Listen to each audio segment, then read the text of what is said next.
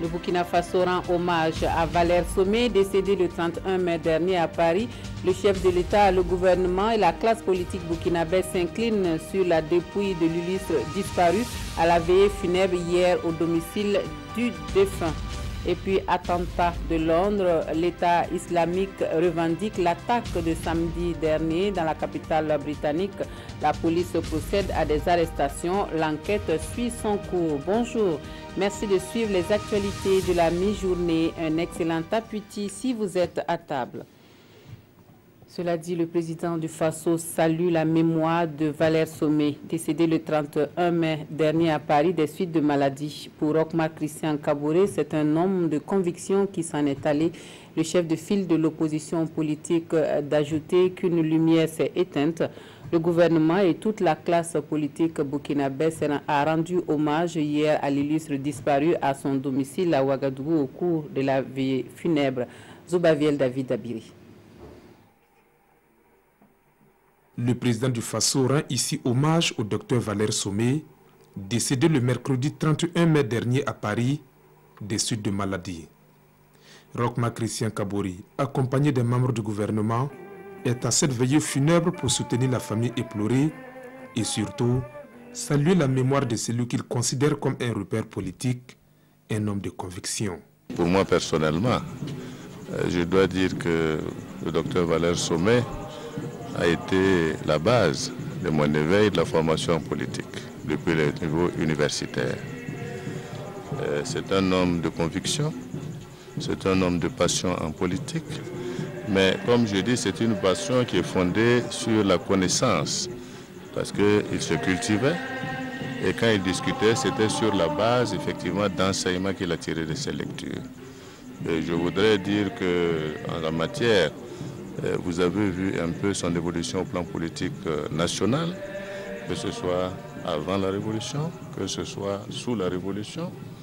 Je dois dire que, en tout cas, au plan intellectuel de sa contribution, c'est une lourde perte pour le Burkina Faso. Je dois également dire qu'il a été également ministre des enseignements supérieurs, membre du gouvernement. Et sous la Révolution, il a apporté également sa contribution à la construction de notre pays. Et je pense qu'on peut résumer sa vie en disant simplement qu'il est parti en gardant ses convictions. Un sentiment partagé par l'ensemble de la classe politique, fortement mobilisé ce soir pour rendre hommage à celui que les Burkinabés appellent affectueusement l'homme d'octobre, ou encore le concepteur du DOP, le discours d'orientation politique, sève nourricière de la révolution de 1983. Je garde de lui, comme beaucoup de Burkinabés, le souvenir de l'action qu'il a menée, d'abord au sein du mouvement étudiant, où à des moments cruciaux, il a défendu sa vision de la révolution, une analyse très pertinente de la sociologie politique de notre pays et les enseignements qu'il en tirait sur ce qu'on appelle à l'époque l'étape de la lutte.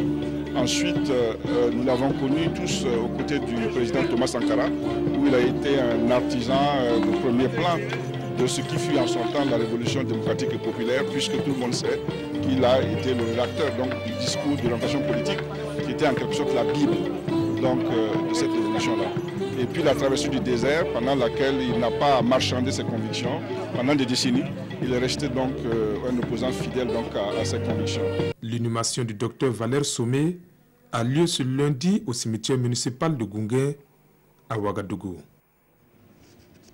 Le président du Faso rentre de Monrovia où il a pris part aux travaux du 51e sommet de la CEDEAO. Rochmark Christian Kaboré, dans la capitale du Libéria, a aussi présidé le sommet de l'autorité du bassin de la Volta. Il s'est agi au cours de la rencontre de faire le bilan de l'institution créée en 2007 et de formuler des recommandations pour son fonctionnement. C'est le chef de l'État burkinabé qui préside aux destinées de l'autorité du bassin de la Volta pour les 4 prochaines années. Ali Doubadini, Sanoua Christine Koulibaly. Lorsqu'en 2007, les chefs d'État des 6 pays ayant en partage la Volta créaient l'autorité du bassin de la Volta ABV, leur ambition était clairement affichée. Créer un cadre institutionnel pour bien gérer ce pan de leur communauté de destin. 10 ans après, l'heure est au bilan. Au titre des acquis, nous citerons notamment différents renforcements, dont le renforcement de la connaissance des ressources en eau, le renforcement des capacités des services hydrologiques nationaux et à travers notamment l'observatoire qui a été mis en place pour notre institution. Et enfin, la mise en œuvre du projet de protection des écosystèmes dans le bassin de la Volta et de renforcement des capacités institutionnelles de la direction exécutive. Ces acquis découlent de la mise en œuvre des différents plans stratégiques adoptés. Mais des réformes et des efforts restent à consentir pour permettre à l'autorité de mieux répondre à ses missions. Incontestablement, depuis sa création, l'ABV a mené des actions importantes et doit poursuivre ces actions à la base, en étant proche des communautés, en réalisant des projets structurants liant la valorisation des ressources naturelles du bassin à la lutte contre la pauvreté. J'interpelle toutes les parties prenantes afin que chacune, à son niveau, assure ses contributions financières et matérielles à l'autorité. C'est le seul moyen pour que vive et prospère notre institution commune, dont nul ne doute encore de la pertinence des objectifs visés. Au terme de cette rencontre, le président du Faso, qui assurait la présidence de la conférence des chefs d'État et de gouvernement depuis la création de l'institution, a été reconduit pour un mandat de 4 ans. Pareil pour le ministre béninois en charge de l'eau, reconduit au poste du président du Conseil des ministres de l'autorité. Autre fait majeur de ce sommet, c'est la nomination de Dessoissi Robert Yaovi comme directeur exécutif de l'autorité. Et pour poursuivre avec l'actualité nationale, ce communiqué à l'occasion de l'audience solennelle de prestation de serment et d'installation du premier président de la Cour des comptes, placé sous le très haut patronage de son Excellence, Monsieur le Président du Faso, Président du Conseil des ministres, la Direction générale du protocole d'État convie les personnalités invitées à la salle des banquets de Ouagadougou le mardi 6 juin 2017 à partir de 8 h. L'heure limite d'arrivée est fixée à 9h30. C'est signé le directeur général du protocole d'État, ambassadeur Raymond Balima. Et puis parlons promotion de l'éducation traditionnelle. Il est question d'encourager la transmission des savoirs locaux, culturels et traditionnels dans la société moderne. Une conférence publique a permis d'échanger sur les stratégies pour mieux inculquer les valeurs traditionnelles à la jeune génération. L'initiative est de l'association Razangrima. Konsoun Koulibaly, Bouma Ernest Nebié. Éducation traditionnelle au Burkina, la problématique de la transmission de nos savoirs locaux, culturels et traditionnels dans la société moderne. C'est ce thème qui a été développé au cours de cette conférence publique. Animé par le professeur Albert Ouedraogo, l'objectif est d'attirer l'attention des Burkinabés sur l'importance de nos valeurs traditionnelles. Chaque enfant devrait être le digne représentant de ses parents parce qu'on estime que les parents sont les modèles et les ancêtres sont les modèles indépassables. Chacun doit faire de manière à ne pas démériter de ses ancêtres. Si vos ancêtres étaient des forgerons, vos ancêtres étaient des griots, vos ancêtres étaient des chefs, c'est les modèles. C'est les modèles auxquels vous devriez aspirer. Selon la présidente de l'association Razangrima, organisatrice de cette conférence, l'éducation de l'enfant doit débuter dès son bas âge, avant son inscription à l'école. Et les parents ont été interpellés à l'occasion sur la question. Aujourd'hui, en rapport avec la modernité, ou ce qu'on appelle la modernité, c'est quoi? Nous, nos enfants, ils sont beaucoup plus à l'école, dans la rue, avec leurs amis, et sur Facebook, ou bien sur Imo, qu'avec nous. Alors, même à la maison, dans leur chambre, alors ils ont plus de temps à s'occuper, ils passent plus de temps à s'occuper des médias sociaux, alors que, en fait, de venir à nous. Mais est-ce que nous aussi, nous prenons le temps d'aller vraiment à eux, de les appeler et puis de leur parler? Pour les organisateurs de la conférence, l'incivisme qui gagne actuellement du terrain au Burkina trouve ses origines dans la déperdition de nos valeurs traditionnelles. C'est pourquoi ils ont invité les Burkinabés à mieux considérer ces valeurs traditionnelles pour une lutte efficace contre ce phénomène. Lui, son rêve de poursuivre ses études dans un campus universitaire après son bac s'est vite écourté. Bamoussa Soulama n'a pas pu franchir l'étape du test de recrutement, mais une seconde chance s'offre à lui et le voici qui met les connaissances acquises au lycée professionnel au service de la soudure, un métier qu'il exerce fièrement désormais à Bobo Dioulasso. Son portrait dans ce dossier que nous proposent Lamine Karantao et Karim Sissé. Avec son bac professionnel en structure métallique obtenu en 2013, Bamoussa Soulaman nourrissait le rêve de continuer ses études universitaires à l'université Naziboni de Bobo Dioulasso. Un rêve qui a vite tourné court car il échoue au test de recrutement des étudiants en génie mécanique et productif. Au début, sincèrement, ça n'a pas été facile pour moi parce que vraiment, je rêvais vraiment pouvoir faire, même si c'est une année scolaire d'université. Donc quand j'ai refait le test une deuxième fois, malheureusement encore ça n'a pas donné. C'est là que j'ai pris ma décision maintenant. J'ai dit bon, tout ce que c'est bon. Si vous voyez que je ne suis pas retenu, peut-être Dieu a un autre plan pour moi. Et ce plan, Bamoussa Soulaman le saisit ici, dans l'atelier de Sunkalo Siri. Un ancien aventurier qui a décidé de rentrer au Bercail. J'ai toujours pensé à donner la chance à ceux qui sont étudiés et qui ont difficulté de continuer, car c'est mon rêve, parce que moi je n'ai pas eu la chance d'étudier.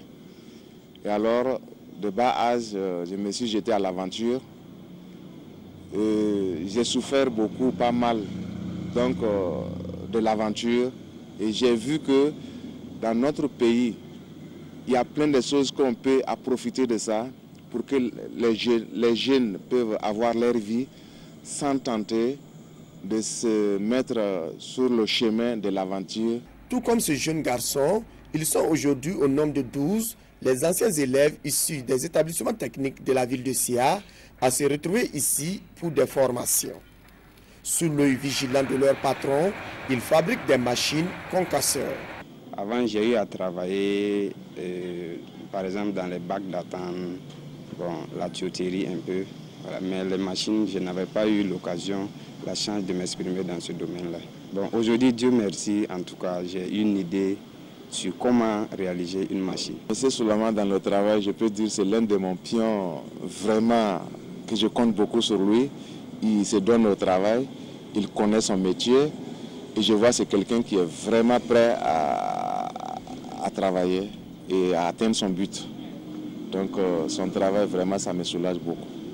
Malgré tous ces compliments, Bamoussa Soulaman ambitionne redoubler d'efforts dans le travail. Pour lui, c'est la seule voie qui lui permettra aussi d'être un jour employeur en soudure métallique et de donner la chance à d'autres jeunes. Plan Burkina est toujours dans la démarche d'une éducation de qualité inclusive et participative. Le projet dépose ses bagages dans le sud-ouest pour améliorer la qualité de l'éducation et le taux de succès des élèves en général et des filles en particulier. On suit le lancement du programme Agawa avec Madou Wedraogo et Kip Sinana. Ces acteurs de l'éducation du Sud-Ouest sont en atelier pour s'imprégner du contenu et de la mise en œuvre du projet Équipe, éducation de qualité inclusive et participative. Des acquis déjà engagés vont permettre à 7 communes, dont 5 de la province du Numbiel et 2 du Poni, de bénéficier d'un système éducatif plus inclusif et de qualité pour les enfants du Sud-Ouest. C'est un projet qui permettra à nos enfants d'aller de plus en plus à l'école. Vous savez que le taux d'alphabétisation est très bas au niveau de la région du Sud-Ouest. Donc ce projet vient à point nommé parce qu'il permettra réellement, en tout cas aux communes bénéficiaires, d'accroître leur taux de scolarisation. Avec les expériences déjà acquises, les acteurs de développement sont appelés à multiplier les efforts pour la réussite du projet Équipe Phase 2. Je voudrais une fois de plus vous exhorter, chacun et chacune, à multiplier les efforts pour qu'ensemble, nous puissions, à partir des leçons tirées de la première expérience, donner beaucoup plus de chance à la seconde phase en termes de consolidation et aussi en termes d'atteinte d'un système éducatif plus inclusif et de qualité pour tous les enfants de la région du Sud-Ouest. Financé par le gouvernement de l'Irlande à travers son programme Irish Aid, la mise en œuvre du projet Équipe va mobiliser plus de 800 millions de francs CFA pendant 5 ans. Le Burkina Faso La Guinée-Conakry et la Guinée-Bissau sont les 3 pays africains bénéficiaires du projet éducation de qualité inclusive et participative équipe. Et puis au centre professionnel Nasmod à Ouagadougou, on déroule le tapis rouge aux lauréats de l'année 2017. Ils sont 70 élèves qui finissent la formation dans ce centre et qui ont bien voulu à l'occasion donner à voir au grand public un aperçu des connaissances acquises. Les élèves ont été récompensés, les meilleurs ont été récompensés à la cérémonie de sortie de promotion vendredi dernier. Roger Bembamba, Zoubaviel David Dabiri. Ces 70 élèves modélistes, stylistes, esthéticiennes et coiffeuses sont désormais prêtes à voler de leurs propres ailes. Durant 2 ou 3 années de formation selon les filières, elles se sont formées sur leur métier d'avenir. Aujourd'hui, elles obtiennent leur certificat de fin de formation au centre professionnel Nasmod. C'est une joie pour moi de voir que des filles qui sont venues avec des niveaux 0 dans la formation de leur métier sortent avec des connaissances et que je sais qu'ils peuvent avoir un emploi, ils peuvent compétir sur le marché. Voilà, c'est un grand plaisir. Cette sortie de promotion de la session 2017 aura été riche en couleurs. Devant autorités, parents et amis, les filles démontrent le fruit de leurs années d'apprentissage. Dans les cérémonies de mariage, dans les soirées également des sorties, je la porte de l'ordre des prières et les cérémonies Nasmod. Je vous adore, merci. Et pendant nature.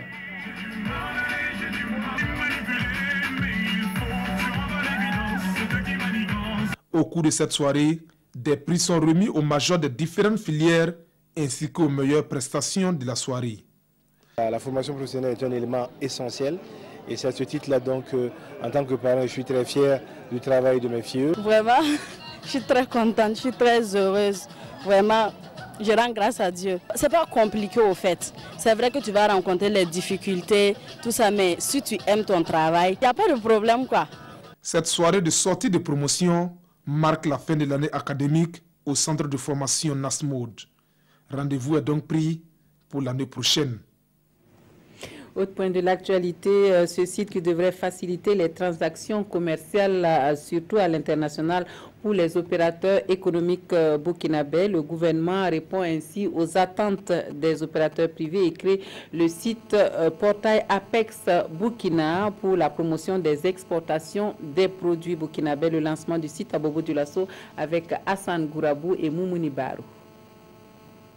Ce site portail Apex est une plateforme électronique nationale d'information pour améliorer les transactions commerciales.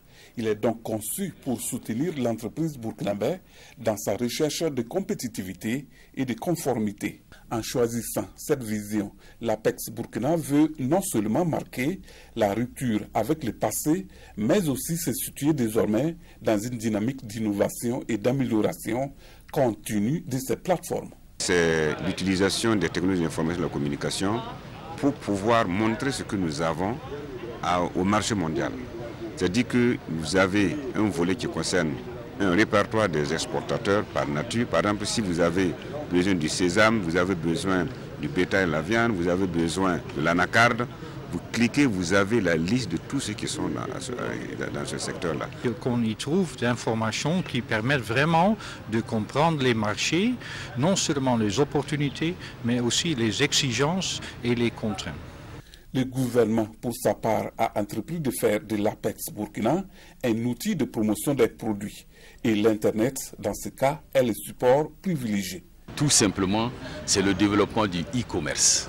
C'est-à-dire que dans ce monde des affaires, désormais vous restez chez vous et puis vous avez toutes les informations venant des 4 coins de ce monde-là. Et ça permet de faire de la promotion, la découverte, l'information et puis savoir quelles sont les potentialités que chaque pays offre et connaître précisément soit l'importateur ou le fournisseur. Vous restez chez vous. Cette nouvelle plateforme est l'une des réponses aux attentes des opérateurs économiques burkinabés, avec en ligne de mire la conquête des marchés extérieurs pour l'écoulement des produits. À l'étranger, les enquêtes se poursuivent pour l'attentat de Londres samedi dernier. L'État islamique revendique cette fois encore l'attaque dans la capitale britannique qui a fait 7 morts et une cinquantaine de blessés. Plusieurs suspects ont été interpellés ce lundi. La police poursuit ses investigations après l'attaque de Londres samedi soir. À Barking, dans la banlieue est de la capitale britannique, 12 personnes ont été arrêtées dimanche matin. Selon la chaîne de télé Sky News, les policiers auraient notamment perquisitionné le domicile d'un des 3 assaillants qui auraient donc été identifiés. Les 3 hommes à l'origine de la tuerie ont été abattus par les policiers 8 minutes seulement après que l'alerte a été lancée. Je peux confirmer que 8 policiers ont tiré avec leurs armes et cela fera l'objet d'une enquête officielle. Nous estimons que 50 balles ont été tirées par ces 8 policiers et les 3 assaillants ont été tués. Les policiers ont été confrontés à une situation critique, c'était une question de vie ou de mort. Si l'attentat n'a pas été revendiqué, dimanche, la ministre britannique de l'Intérieur a évoqué la piste islamiste. Un Français et un Canadien font partie des victimes tuées samedi soir après l'attaque à la voiture bélier.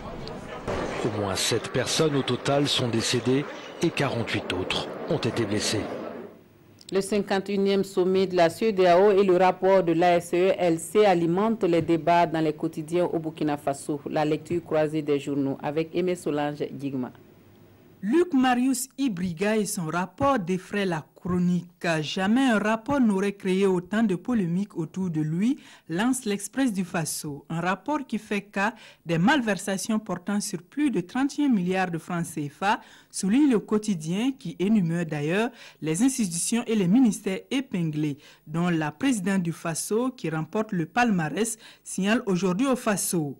Mais l'audit de la présidence du Faso concerne la période 2012-2014, précise Sidoya. Toutefois, nuance l'observateur Palga, le président de la transition n'est pas concerné par cet audit. Mais qu'en est-il de l'affaire du Conseil supérieur de la communication, s'interroge la presse dans ce journal. Une contre-expertise demandée par sa présidente est-elle légale?